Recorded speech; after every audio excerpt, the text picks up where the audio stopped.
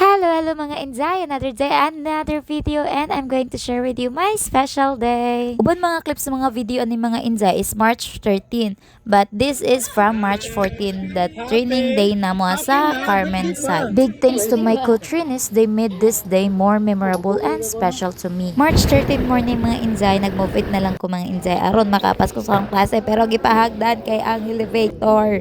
Puno, so for now mga Inzay, dili pa gid ako ma-share sa inyo kung sagid akong specific nga giniskwelahan diri sa Cebu, but I'll share some clip. At this moment mga Inzay, lunch break, inuli ko sa akong ginastayhan kay magwag laundry, and look at this ko, so kay ngangin kaluparon ko. Kadali-dali na pud ko ani mga Inzay kay malate na pud ko ni style laan ni. Hagdan na sad kay puno permi ang elevator kapoy hulat zay, magdagan ang taday hanga kayo. And nakaabot ra gyud. Another break sa hapon, and uli na nagkuha ko sa laundry mga Inzay, gibili na nako. After laundry mga Inzay, magpa-nails ko, and done. Another appointment mga Inzay, morning sa gabiin na mga Inzay. Nagbook ko og bake your own cake, and that's how I celebrate my birthday alone. Yes, alone po, and layo kayo sa akong family. First time nako nga motabo sa akong birthday nga ako ra isa. But before, I usually make time para gid magka-dinner mi sa akong family day. Balag simple ra kayo day. As you can see man sa akong celebration last year, naigor ako nagkuanday, nagluto og pang dinner day din. Kawan sila.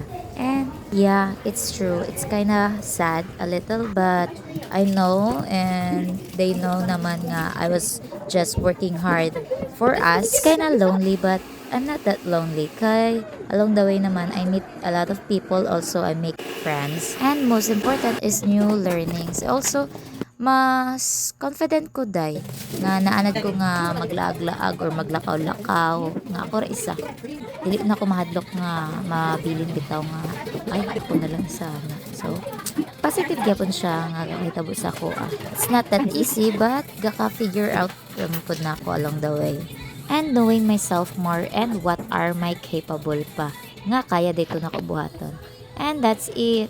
Abot na ko sa amuha, nag-ilis ra ko and prepare sa akong self.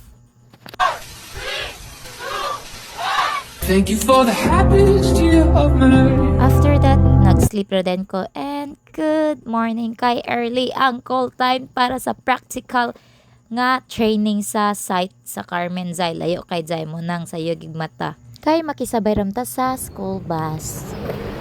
Kanindot gid sa akong morning mga Inzay, and gakalayo akong birthday, literal nga gakalayo.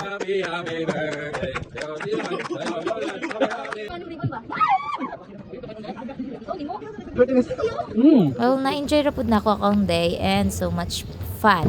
And I have some friends mga Inzay nga gipagawas gid ko sa akong lungga mga Inzay kay mag-celebrate lagi daw gid me. And sila nay bahala kinsa man mag-know ana mga Inzay. So, that's it for now. Bye-bye.